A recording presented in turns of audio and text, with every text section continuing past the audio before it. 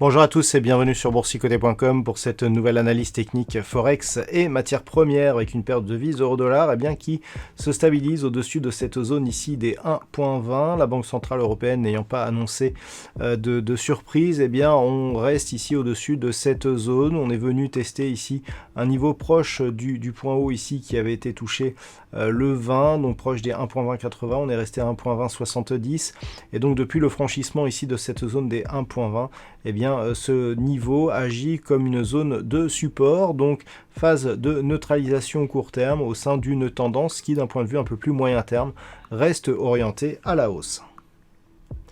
Sur la paire de devises livre sterling contre dollar américain, nous avions une configuration plutôt haussière avec un test ici de la zone des 1.40.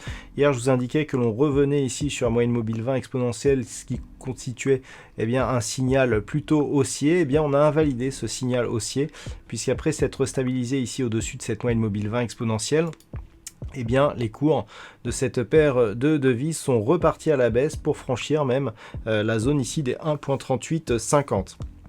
On est sur une configuration qui devient baissière. On a d'une part le franchissement ici de cette zone horizontale et d'autre part ici l'attaque relativement forte sur cette bande de Bollinger inférieure. Donc on est clairement ici sur un changement de dynamique. Globalement, on reste dans une tendance qui, d'un point de vue moyen-long terme, est orienté à la hausse.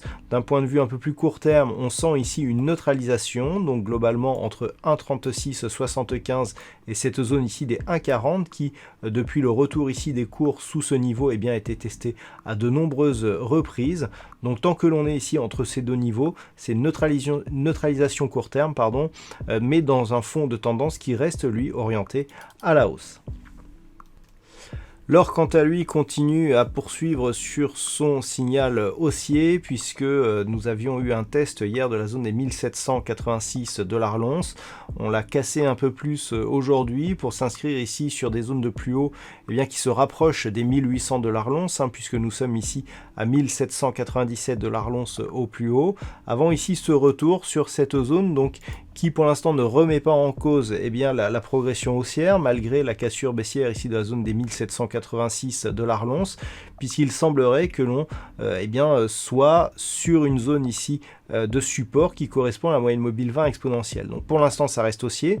Toutefois, si on venait à casser ici ce niveau, on affaiblirait énormément cette dynamique et sur ici un éventuel contact sur ce qui est actuellement la bande de Bollinger inférieure qui correspond ici à cette zone de support qui avait été marquée le 20, sur cette zone des 1763,50 $ l'once, on viendrait ici en cas de cassure, voire même des 1760, inverser le mouvement, ce qui nous donnerait un signal de réintégration de ce range ici que nous avions entre 1760 et 1720 $ l'once. Pour l'instant, on reste haussier, on surveillera ici le franchissement éventuel de la moyenne mobile 20 exponentielle. Et puis enfin sur le WTI, donc on était revenu ici sur la zone des 64 $ le baril. Hier on espérait ici rester au-delà des 61,60 $ le baril. On est revenu sous cette zone puisque les cours reviennent ici au contact de la zone horizontale des 61 $ le baril. A priori la zone ici des 61,60 est en train de devenir résistance, donc on est en train ici de valider une dynamique baissière. Alors de toute façon techniquement on le voit bien sur cette phase, on est ici largement au-dessus de la moyenne mobile 20 exponentielle, on casse ici avec une belle impulsion sur la bande de Bollinger inférieure, il n'y a même pas de retour ici sur cette moyenne mobile 20 exponentielle et on poursuit donc la bande de Bollinger inférieure. Le rebond technique encore une fois n'a pas permis un retour sur cette moyenne mobile et il semblerait que l'on soit en train de confirmer la cassure ici des 61 $ le baril. Donc clairement on est dans une phase de reprise baissière très court terme.